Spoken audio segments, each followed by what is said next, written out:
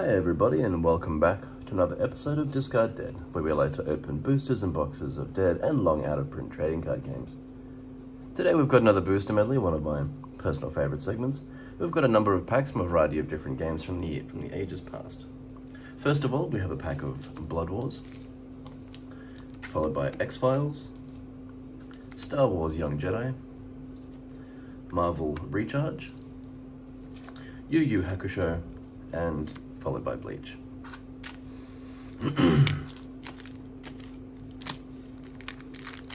Okay, first of all, we're going to be having a look at the Blood Wars booster. This is the Escalation Pack number 1, Ripples and Reinforcements. Produced by TSR, the Strategic Review in March of 1995, and set within and without the boundaries of the Planescape setting. Blood Wars brings to life the battles of the Blood War, the conflicts between the forces of evil of the lower planes and the Dungeons & Dragons cosmology, and all those adjacent and in between. You control mighty warlords in a bid for power while conquering battlefields across the planes. With warlords commanding their legions and aided by fate, armies sweep across the battlefields of the planes in victorious conquest.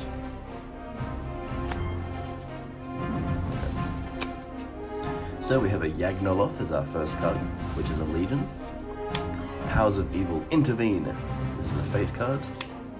A Maleatar Rider, another legion. Excelsior, a battlefield. Followed by a Tiefling Sensate, which is another fate card. We've got Mount Celestia, a battlefield. Spies in the Walls. Varguils. Gazra the Pit Fiend is a warlord. Molidius Magistrate. Winter's Hall, the Grey Waste, Marilith Colonel, Prime Summons 4, and Bifrost the Rainbow Bridge. Each of the cards have got a variety of different details. They've got obviously their name and what kind of card they are. They've got the card's alignment. So for example, Gazra the Pit Fiend is a lawful evil warlord. This number up here is its intrigue strength for when you're engaging in political battles. This is the random result, sort of like instead of in some games where they roll a die to determine some sort of random number, they use the top card of the deck when it has the random result. And legions have got a combat strength when you're engaging in combat. I actually have a starter deck of that coming soon, and I'm looking forward to that, and I hope you guys are too. So we've got the next pack is X-Files. This is the Truth is Out There expansion.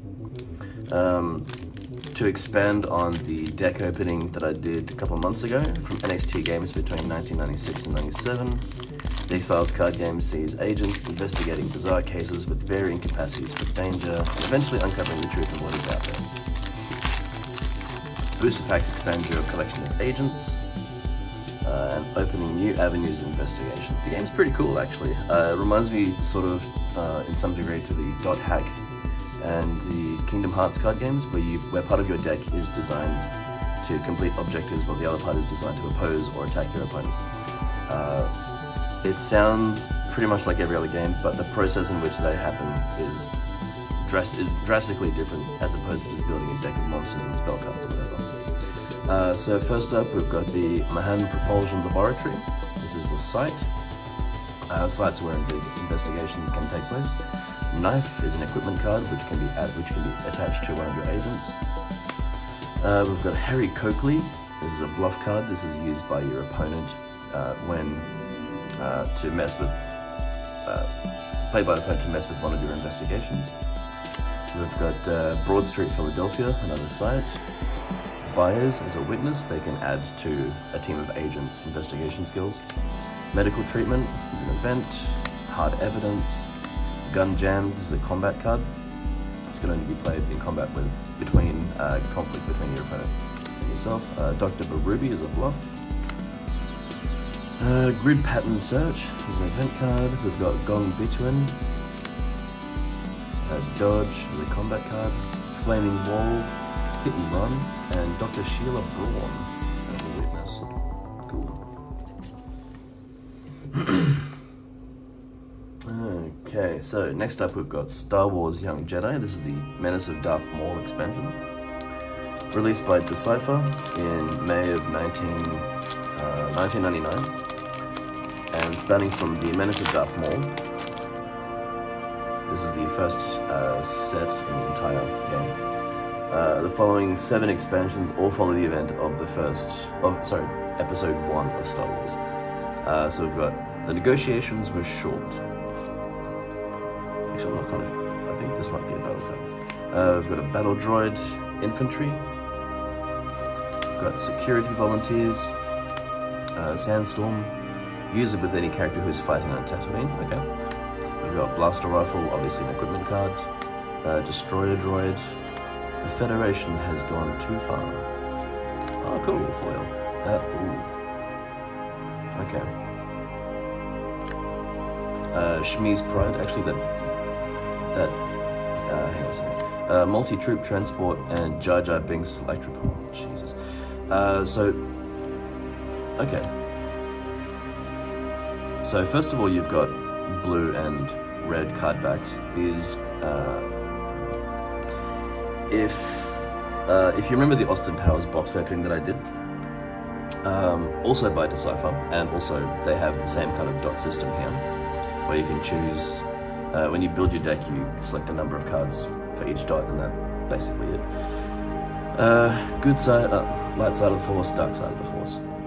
You cannot have a deck that has light and dark side cards in it. The quality of the card is actually drastically different to anything that I've seen from Decipher in the past. It has a very sort of, it feels glossy, but it feels sticky at the same time. It does not feel like any other kind of card that I've held in my hand before. And this foil card is really bizarre. I'm not sure if you can see, probably won't be able to see the tactile quality of it, but it feels like it's been laminated. It feels like a laminated kind of card. Right, moving on. So we've got Marvel Recharge. So this was released by the Marvel Entertainment Group in 2001. It's a relatively simple card game of color matching and sort of like one-upping power scores. I'll have a look in a sec. So we've got Magneto and Professor X. This is a power card. Depending on not necessarily the hero, but what color hero. So you've got blue cards, I think, are X-Men. Oh, okay, this is very easy. Blue cards are X-Men. There's an X in a little border there. Green cards are villains. They've got a V. Red cards are heroes. They've got a little red H. And the yellow cards, W, are women characters, which is really, really bizarre, I think. Yeah, so depending on which kind of character type you're playing it against, you hook it up and increase the power. So we've got Sentinels, there's a teamwork card, Avengers, Iron Man and Kang, the Daughters of the Dragon. Let's see.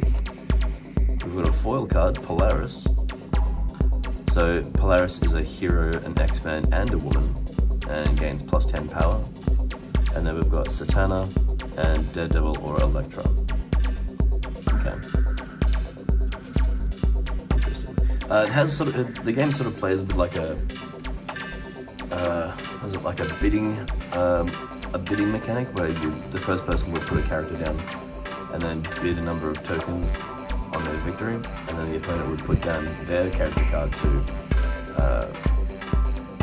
not necessarily battle immediately, but they'll put their character card down saying, well, I'm going to win, put an extra counter down, and then it's so on and so on. So the more characters that you build up, the more counters that are being bid on the victory, and then finally, whoever wins takes all the counters. And the first person to 30 of those counters is the winner. So it sounds like it could probably be a very quick kind of game. But there are playing restrictions. You cannot play cards that are different kind of colored borders unless you play team-ups or power-ups or whatever. Moving on, we've got YuYu Hakusho from Score Entertainment between 2003 and 2005. Again, I had a starter.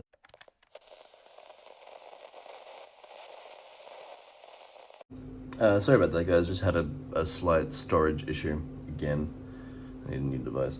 Okay, so getting back on, we've got YuYu Hakusho. As I said before, recently opened a starter deck, and now we've got a pack to go through. Okay.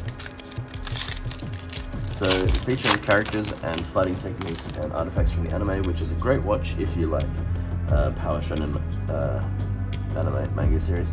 I love the series personally.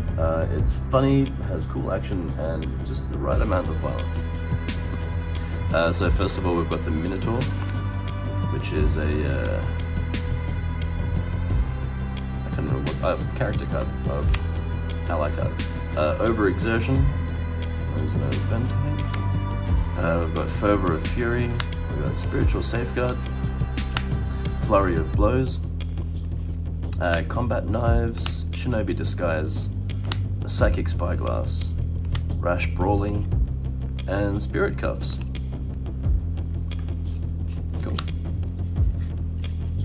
So there's 2 rares in the pack. We've got 1, 2, 3, 4, 5, 6, 7, 8 commons. So there's no uncommon sort of rarity there. Moving on, we've got Bleach. Bleach is another game by Score, and again, another deck that I've already opened. And sorry about that one before. That was a bad video, I wasn't feeling well at the time. Just feel like I've got to apologize for that one. So 2007 brought us the Bleach card game, where Soul Reapers and Hollows battle it out for the sake of the living and the dead, with a main character and a deck built to support them. You can call upon allies, equip them with weapons and other inventory, and picking locations to fight over, while events give you temporary bonuses each turn. You want to try and deal as much damage to your opponent as you can. I really enjoyed Bleach as a whole, but out of it all, I think I really preferred the Espada storyline, and seeing Hollow Bankai Ichigo was pretty cool. So we've got Sewing Kit. This is a non-unique item card. We've got Misaki is an ally card.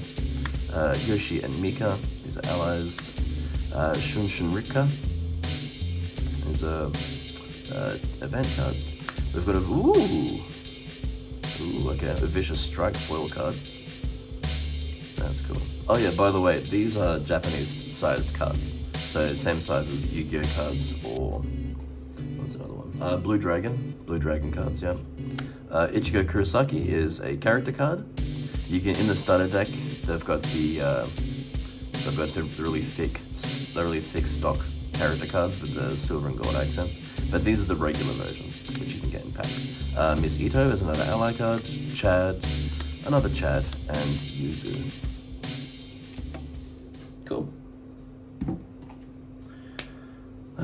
Let's see. I think that wraps it up for today. Oh no, hang on. We've got Vertigo trading cards. Normally I do have something at the end of these videos, and today is no different. So, Vertigo trading cards. This is from Skybox with DC Comics from 1994. The DC Vertigo Comics series or line was started in order to publish comic book stories that had more adult themes that weren't widely acceptable within mainstream comic book media. They featured content such as sometimes nudity, drug use, profanity, and a great deal of violence. I'm not sure what's in these particularly, except for vamps, obviously. Probably going to be... Oh look, Hellblazer. Okay. I was going to say, I think Hellblazer's in this. Animal Man. We've also got Arcane. Destruction. Kathy George.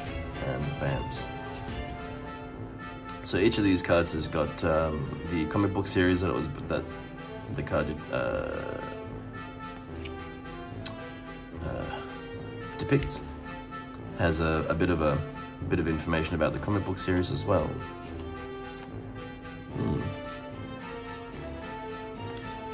That's pretty cool. These are long cards as well. So we had the Bleach pack, which had smaller cards. These are bigger cards, so these aren't going to fit in like regular sleeves or pages.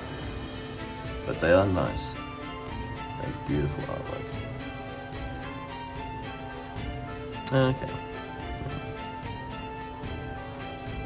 Awesome. Anyway guys, thanks for that. Thanks for sticking around. Hope you've enjoyed the video. I certainly have. Like I said, this is my favorite thing. I love just opening packs of just random stuff. So this is all good for me. I hope you guys are having a good day.